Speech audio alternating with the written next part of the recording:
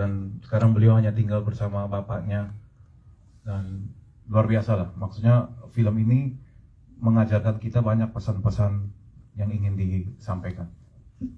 Baik, dan kenapa Pak akhirnya memilih untuk menayangkan film Norma Antara Mertua dan Menantu ini di season film musim libur Lebaran? Sebelum syuting film ini juga saya udah bicara sama sutradara saya, Pak, ini kelihatannya cocok untuk Lebaran. Kita memang desainnya untuk Lebaran film ini. Gitu, dari awal emang udah di planning ini harus di momen Lebaran. Baik, kalau gitu. Dan selanjutnya kita akan bertanya ya ke Bapak Guntur Suharyanto, sutradara. Ini kalau menurut dari Bapak ya, dari Pak Guntur, tantangan nih membuat film Norma ini apa Pak? Assalamualaikum warahmatullahi wabarakatuh. Waalaikumsalam. Selamat sore teman-teman media semuanya yang saya cintai, yang Pak Dirat cintai dan semua cintai. Terima kasih meluangkan waktu untuk melihat trailer kami yang baru kita launching hari ini ya Pak ya. Iya, hari ini. Semoga pada suka. Tantangan film Norma yang jelas karena ini dari cerita yang asli ya, ada cerita aslinya, terus normanya juga masih ada. Jadi bagaimana sih membuat film ini menjadi bisa relate dengan para penonton Indonesia gitu. Itu menurut saya yang paling penting adalah ternyata kejadian Norma yang Norma alami sekarang itu ternyata mungkin bisa mewakili orang-orang yang lain juga yang pernah mengalami hal serupa, mirip ataupun sama gitu, tapi yang nggak berani ngomong. Nah ini salah satu message yang kita pengen kasih tahu bahwa bagaimana sih kita harus bersikap gitu, bagaimana sih kita harus mengantisipasi kalau ada kejadian seperti ini gitu. Ya memang ini sebuah tragedi, tapi kan orang harus move on gitu, harus punya solusi. Nah film ini salah satunya bisa menawarkan itu gitu. Selain memang kita mengangkat cerita terinspirasi dari kejadian Norma kayak gitu. Terus yang kedua, buat saya film drama itu selalu personal karena jelas message-nya akan lebih kuat. Nah di film ini saya ingin mengangkat tentang birrul walidain sebenarnya, bagaimana seorang anak tetap harus berbakti kepada orang tua apapun yang terjadi. Nah di sini menurut saya filmnya sangat universal gitu buat siapapun gitu. Dan film ini adalah point of view dari Norma, bagaimana dia bercerita tentang kejadian-kejadian yang dia alami sampai dia harus seperti apa. Nah semua akan terjawab di filmnya. Seperti itu sih. Ini tadi aku dapat fun fact juga dari Pak Guntur dan Pak Diraj ya, waktu kalian ngobrol-ngobrol di luar tadi. Ini ternyata setelah banyak film di company sebelum-sebelumnya, akhirnya muncul lagi ini film yang genrenya drama, dan ternyata ini salah satu film dari di company yang hari syutingnya termasuk paling panjang ya, mencapai 28 hari. Betul Pak Diraj dan Pak Guntur? Benar-benar, itu benar. Dan ini apa ada relate-nya dengan tingkat kerumitan syuting film Norma ini? Apalagi kan ini kan juga tadi yang seperti Bapak Guntur dan Pak Diraj bilang kalau ini adalah sebuah film yang berdasarkan inspirasi cerita nyata, dan juga narasumbernya konon katanya Mbak Norma juga hadir ya di lokasi waktu syuting. Itu ada gimana rasanya Pak? Yang jelas waktu kita syuting adegan pernikahan gitu, terus kita mencoba rekonstruksi dengan foto viralnya gitu, dan pas banget, nggak tahu kok tiba-tiba Norma sama Bapak datang gitu ya. Terus dia bilang, loh ini kok gue kayak melihat gue waktu itu, dia bilang gitu, persis banget gitu. Ya nggak tahu ya, kita mencoba secara jujur untuk memberikan film ini secara value ataupun karakternya semuanya kayak gitu. Jadi semoga ya itu menjadi sebuah hal yang menarik buat film ini kayak gitu. Boleh kita beri tepuk tangan untuk Pak Guntur dan Pak Diraj. Oh iya, dan yang kedua, Pak. jadi ini film drama sekian lama setelah di company tidak bikin film drama ya misalnya. Iya. Betul ya Pak ya. Dan saya lihat memang terima kasih ke Pak Diraj, usahanya sangat-sangat patut kita apresiasi. Karena buat saya ini film terserius di company, bagaimana cara mentreatment, bagaimana kita syuting juga sampai 8 hari, dan semuanya benar-benar kita bikin semaksimal mungkin film ini gitu. Terima kasih Pak Diraj. Thank you. Boleh di applause di company. Baik, mungkin selanjutnya kita akan beranjak ke narasumber selanjutnya ya. Ini merupakan narasumber dari cerita Norma Antara Mertua dan Menantu ini ya, Norma Risma. Selamat sore Mbak Norma gitu. Teh Norma mungkin ya? Teh Norma. Oh, iya. Mbak Norma, ada pertanyaan titipan nih Mbak gitu. Kenapa Mbak kok mau sih akhirnya kisahnya yang viral ini akhirnya diangkat ke menjadi sebuah film ya? Apa Mbak Norma nggak takut, maaf mungkin apa namanya, takut traumanya kambuh atau gimana gitu mungkin Mbak? Lihat depan aja teh. Sebenarnya gini ya Kak, ketika aku mengalami itu kan aku mikirnya kayak kok kenapa aku diselingkuhin sama orang yang paling deket nih sama aku, terus kayaknya kasus kayak aku tuh aku doang gak sih yang ngalamin gitu. Ternyata setelah aku speak up itu banyak banget yang nge-DM aku atau bahkan banyak juga yang komen, ternyata mereka juga mengalami kasus yang sama gitu kan. Makanya kenapa aku mau difilmin supaya teman-teman atau yang lain yang ada di posisi seperti aku itu bisa ngambil sikap bahwa ketika ada di hubungan yang toksik atau ada di lingkaran yang tidak baik, ayo segera keluar, karena di sini kita nggak salah, di sini kita korban gitu, supaya kedepannya nggak ada norma-norma yang lain lagi Kak gitu. Dan buat para pelaku juga yang mungkin tetangganya belum tahu atau orang lain belum tahu, tapi harus ingat bahwa Tuhan itu maha melihat. Kapanpun Tuhan mau, ketika waktunya terbuka ya semua akan terbuka gitu. Oke, itu jadi apa namanya, akhirnya mau karena alasan tadi Mbak ya, supaya tidak terjadi nggak muncul lagi norma-norma lain. Dan ternyata juga Mbak Norma sendiri pernah dihubungin ya sama orang-orang yang akhirnya ternyata pernah mengalami kejadian yang sama ya. Iya betul Kak. Dan setelah tadi ngelihat trailer filmnya, gimana perasaannya Mbak Norma? Teh Norma, maaf. Perasaannya ya pasti bakalan jadi inget lagi ya kayak cuman menurut aku ternyata ketika divisualisasikan dalam bentuk film, wah bagus banget dan ya nyampe banget sih sakitnya, marahnya gitu kan, kecewanya, dan relate banget sama apa yang aku alami. Oke, baik. Oke, itu boleh tepuk tangannya untuk Teh Norma ya. Mbak dulu dari tadi ya. Teh Norma. Baik, kalau gitu kan kita sekarang waktunya kita berbincang-bincang juga dengan para cast kita ya yang hadir di sore hari ini. Ada Tisa, Biani, Yusuf Mahardika dan juga Bude Nunung ya. Dan mohon maaf Ambu atau Wulan Guritno kebetulan pada kesempatan kali ini belum bisa hadir ya. Mudah-mudahan di acara premiernya nanti kita bisa sama-sama ketemu Ambu secara langsung. Baik, kita langsung aja berbincang-bincang nih dengan Tisa ya. Yang pertama Tisa nih.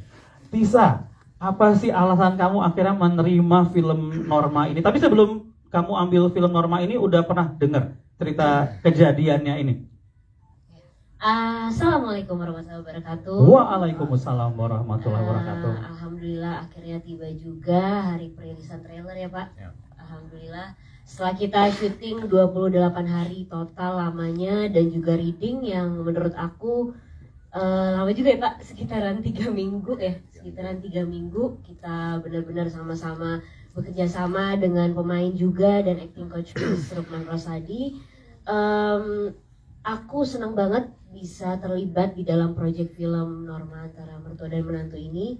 Sebelumnya aku udah sempat dengar, kebetulan karena aku perempuan, jadi yang namanya sosial media itu sering banget lah update gitu, ada berita apa sih hari ini dan tentang cerita Norma ini ya pastinya aku udah pernah dengar. Terus tiba-tiba pihak di company menghubungi aku bahwa Norma Antara Mertua dan Menantu akhirnya mau difilmkan gitu.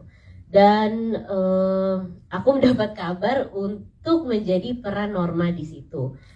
Kenapa aku mau? Karena ini adalah film yang menurut aku banyak pesan yang bisa kita ambil sih gitu. Karena aku pasti mau mengambil film yang di dalamnya itu ada pesan yang tersirat gitu.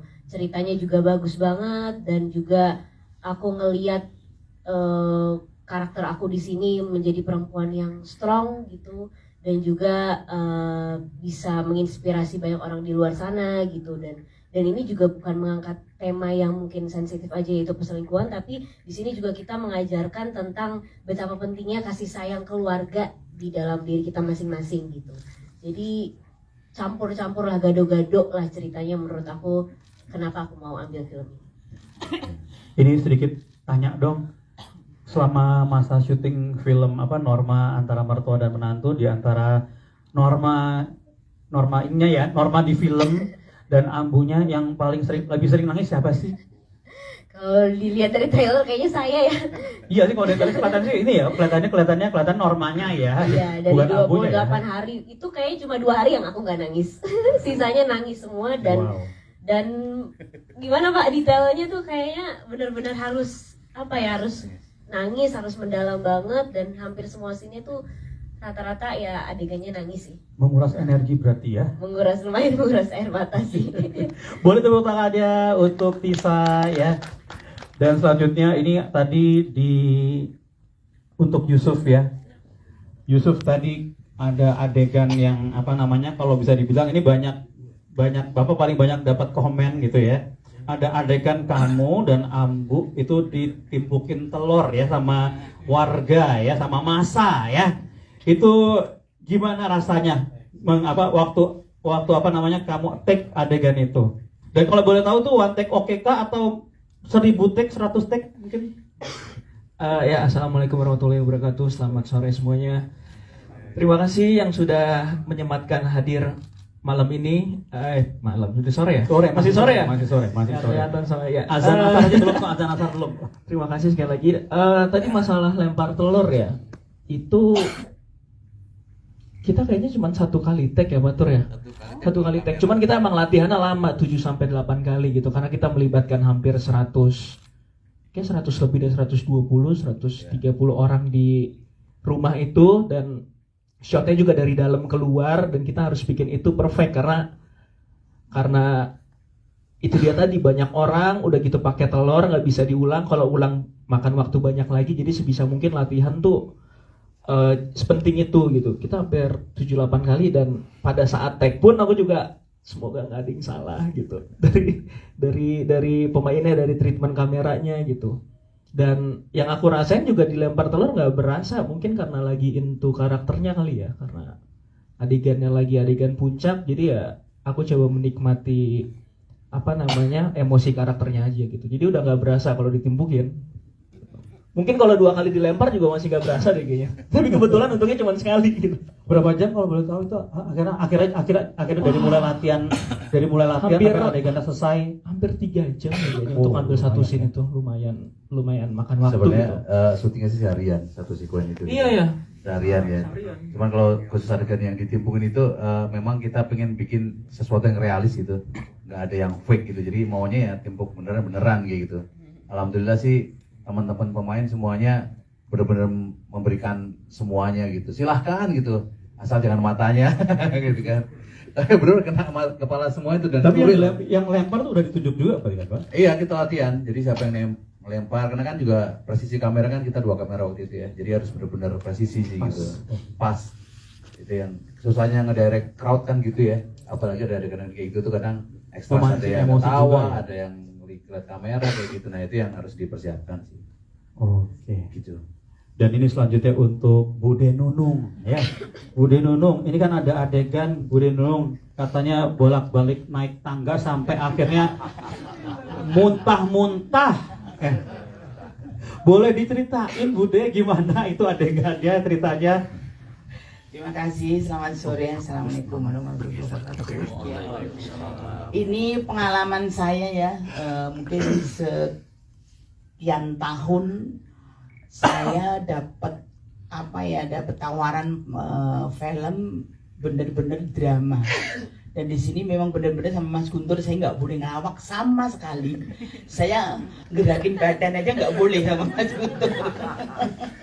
Benar-benar saya di sini marah, nangis. Ya memang di sini peran saya hanya sebagai budenya Norma, di mana yang membuka perselingkuhan itu adalah saya. Dan di situ saya menangis, marah, jijik, muak, sampai ada adegan saya naik tangga, itu sampai saya muntah-muntah. Bener-bener ini pengalaman buat saya, dan ya saya memang belajar banyak ya Mas Guntur di sini ya. Belajar naik motor. Naik motor, bayangin. Saya sampai belajar naik motor sampai jebur got. Belajar naik motor, saya harus naik motor hujan-hujanan.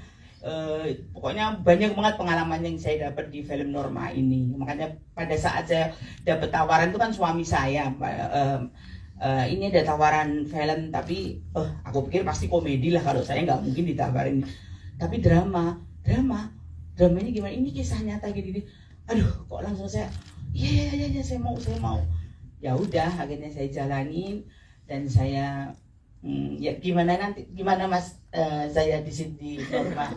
Sebenarnya kan ini film drama gitu, dan drama yang tragedi gitu. Cuman kita pengen membuat sesuatu tuh yang tampak realis dan light gitu. Kebetulan memang secara realnya kan memang ada keluarganya Norma aslinya yang akhirnya nge-gap ya gitu istilahnya gitu. Karena ini diwakili sama Budi Nunung ini. Budi Nunung ini serius aja kita bikin ketawa gitu misalnya. Jadi film ini bukan film komedi, saya bilang orang ngelucu, tapi penonton bisa ketawa dengan apa yang nanti disampaikan di actingnya. Pokoknya gitu. Mbak Nunung itu nggak boleh lucu tapi penonton ketawa. Coba gimana? Saya gerakin badan gini aja, nggak boleh Mbak, jangan bergerak badannya. Terus gimana? Nggak gerak. Marah, pokoknya marah gitu. Tapi ya alhamdulillah ya Mas, lancar ya Mas. Bagus ya, Karena saya juga selalu minta arahan Mas Guntur, terus Mas siapa? Mas Rosa. Itu saya minta arahan, terus gimana saya dan saya mengalami merasakan baru kali ini reading itu kayak gini. Kalau dulu kan nggak, setiap dapat tawaran komedi ya udah syuting gitu aja. Ini yang reading, yang harus latihan, ini pengalaman banget buat saya. Mudah-mudahan nanti ada tawaran selanjutnya ya. Amin. Masuk. Boleh tepuk tangannya untuk Bu Nunung ya. Baik, kalau gitu kita akan